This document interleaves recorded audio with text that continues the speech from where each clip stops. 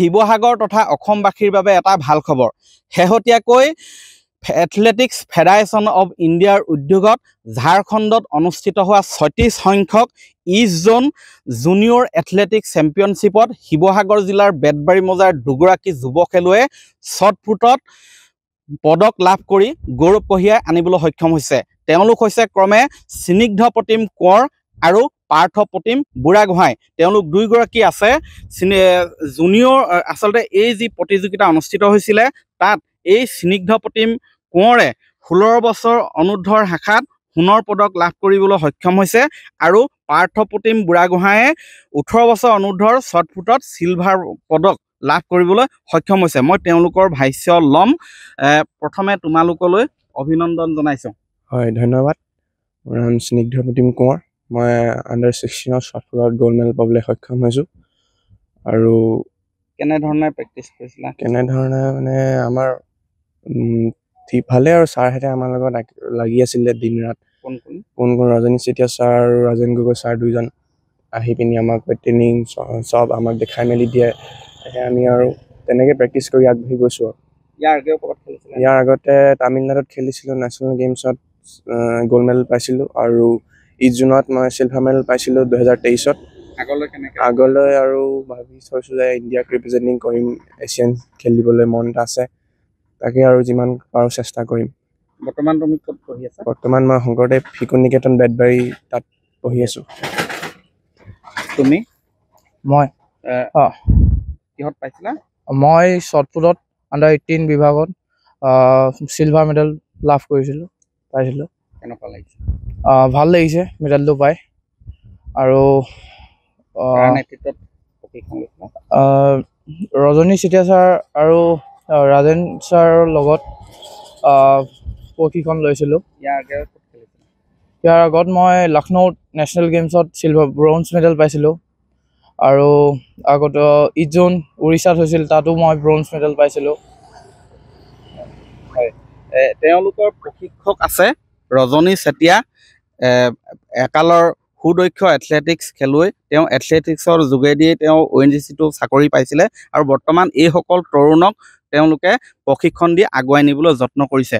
আপোনাৰ ওচৰলৈ আহিছোঁ, আপোনাক বেতবাৰী সকলোৱে চিনি পায়। কেনেধৰণে আগুৱাই নিছে তেওঁলোকক?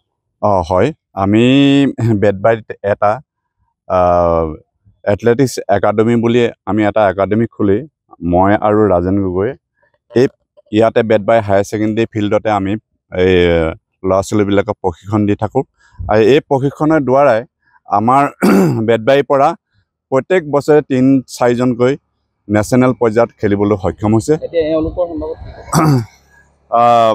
মই স্মৃতি আৰু পাৰ্থ দুইজনে খুব সুন্দৰ অসমৰ ভিতৰত এজন ভাল থোৱাৰ অসমৰ যোৱা বছৰ নহয় তাৰ আগবছৰ লখিমপুৰত তেওঁবিলাকে দুইজনে বেষ্ট থোৱাৰ লাভ কৰিছে। আমাৰ বেতবাৰীৰ পৰা 4জনে বেষ্ট থোৱাৰ মানে পাবলৈ সক্ষম হৈছিলে লখিমপুৰত। আৰু তেওঁলোকৰ প্ৰশিক্ষক ৰাজেন দা আছে। ধন্যবাদ। আজি বৰ গৌৰৱৰ কথা। আজি আমাৰ বেতবাৰীৰ পৰা এই অঞ্চলৰ পৰাই দুজনে অসম টীমত চিলেকশ্যন হৈ ঝাৰখণ্ডত মেডেল লৈ আহিছে। সঁচাকৈ আমি ভাল লাগিছে। আৰু আমি দুজনে বহুত কষ্ট কৰি তেখেতলোকক মানে আগুৱাই নিবলৈ চেষ্টা কৰিছোঁ। আৰু উঠি অহা প্ৰজন্ম কেইজনমান আছে আৰু তেখেতলোকেও মানে অসম টীমত চিলেকশ্যন হৈ আছে, কিন্তু হয়তো আৰু 1-2 বছৰত অসম টীমত তেখেতলোকে জইন কৰিব। মানে মোটামুটিকৈ ক'বলৈ গ'লে আমাৰ 10জন মানে ভাল প্ৰশিক্ষণ লৈ আছে আৰু তেখেতলোকে যথেষ্ট কষ্টও কৰিছে আৰু তেখেতলোকক মই কিন্তু ভৱিষ্যতলৈ উজ্জ্বল কামনা কৰিছোঁ। হয়, এইসকল তৰুণ, এইসকলৰ বৰ্তমান শেহতীয়াকৈ যি আচলতে এথলেটিক্স ফেডাৰেশ্যন অৱ ইণ্ডিয়া, এই ফেডাৰেশ্যন কোনো এটা সৰু ক্লাব নহয়, অলিম্পিক সন্থাৰ লগতো টাই আপ আছে তেওঁলোকৰ, এটা ৰেপুটেড প্ৰতিষ্ঠান। আৰু ইয়াৰ উদ্যোগতে অনুষ্ঠিত হোৱা এই চেম্পিয়নশ্বিপত, এথলেটিক্স চেম্পিয়নশ্বিপত তেওঁলোকে পদক লাভ কৰি শিৱসাগৰ জিলালৈ গৌৰৱ কঢ়িয়াই আনিছে।